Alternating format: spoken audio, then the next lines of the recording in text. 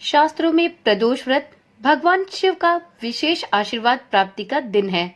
रवि प्रदोष के दिन भगवान सूर्य और भोलेनाथ की विशेष रूप से पूजा अर्चना की जाती है, जिससे हमें उत्तम स्वास्थ्य का वरदान मिलता है।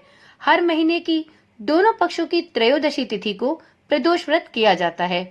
किसी भी प्रदोष व्रत में भगवान शिव की पूजा शाम के समय सूर्यास्त से लगभग 45 मिनट पहले और सूर्यास्त के 45 मिनट बाद तक होती है।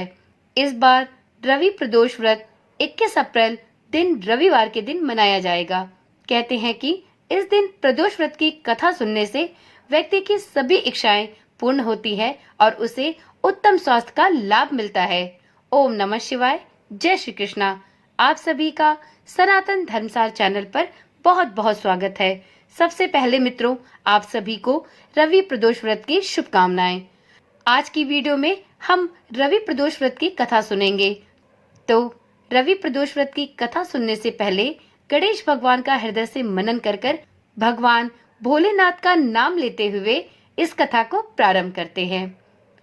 स्कंद पुराण की कथा के अनुसार एक समय की बात है, एक गांव में एक गरीब विधवा ब्राह्मणी और उसका एक पुत्र रहा करते थे, जो भिक्षा मांगकर अपना भरण पोषण करते थे। एक दिन वह दोनों भिक्षा मांगकर वापस लौट रहे थे, तभी उन्हें अचानक नदी के किनारे एक सुंदर बालक दिखा। विधवा ब्राह्मणी उसे नहीं जानती थी कि वह बालक विदर्भ देश का राजकुमार धर्मगुप्त है और उस बालक के पिता विदर्भ देश के राजा हैं, जो कि युद्ध के दौरान मारे गए थे और उनके सारे राज्य पर दुश्मनों ने कब्जा कर लिया था।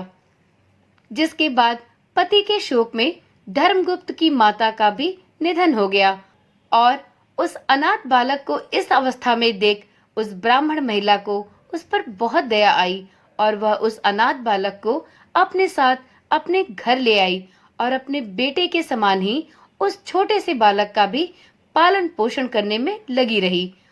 धीरे धीरे समय बीतता रहा और एक दिन बुजुर्ग महिला की मुलाकात ऋषि शांडिल्य से हुई। उन्होंने उस बुजुर्ग महिला और दोनों बेटों को प्रदोष व्रत रखने की सलाह दी और इस प्रकार दोनों बालकों ने ऋषि के द्वारा बताए गए नियमों के अनुसार अपनी माता ब्राह्मणी के साथ प्रदोष व्रत का पालन पूरी निष्ठा से किया। समय बीतता गया और दोनों बालक एक दिन जंगल की सैर करने गए। तभी उन्हें वहां पर दो सुंदर गंधर्व कन्याएं दिखाई दी, जिनमें से एक कन्या जिसका नाम अंशुमति था, उसे देखकर राजकुमार धर्मगुप्त उस पर आकर्षित हो गए। गंधर्व कन्या अंशुमति और राजकुमार धर्मगुप्त का विवाह संपन्न हो गया, जिसके बाद राजकुमार धर्मगुप्त ने पूरी लगन और मेहनत से दोबारा गंधर्व सेना को तैयार किया और अपने विदर्भ देश पर वापस लौटकर उसे हासिल कर लिया। अपना सारा राजपाट हासिल होने के बाद धर्मगुप्त को यह ज्ञात हुआ कि आज उसे जो भी कुछ हासिल हुआ है वह उसके द्वारा और उसकी माता तथा भाई के द्वारा किए गए प्रदोष व्रत का ही फल है। जिसके बाद से हिंदू धर्म में यह मान्यता चली आ रही है कि जो भी व्यक्ति पूरे विधि विधान से प्रदोष व्रत करके इस प्रदोष व्रत की कथा को सुनता अथवा अन्य लोगों को सुनाता है, उसके आने वाले हर जन्म में किसी भी परेशानी का सामना उसे नहीं करना पड़ता है और वह सभी प्रकार के सुखों को भोगता हुआ इस लोक से परलोक को जाता है। हे भोले भंडारी, जिस प्रकार से राजकुमार धर्मगुप्त उसके भाई और ब्राह्मणी को अपनी कृपा दृष्टि प्रदान की, वैसे अपने सभी भक्तों पर अपनी कृपा बनाए रखना।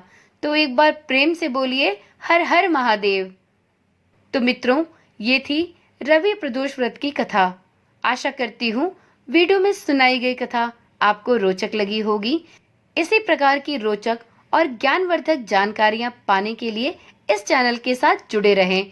यदि आपने अभी तक इस चैनल को सब्सक्राइब नहीं किया तो चैनल को भी सब्सक्राइब करें, साथ में नोटिफिकेशन बेल को ऑन करना ना भूलें, जिससे कि इस चैनल पर डाली जाने वाली वीडियोस आपके पास सबसे पहले पहुंचे।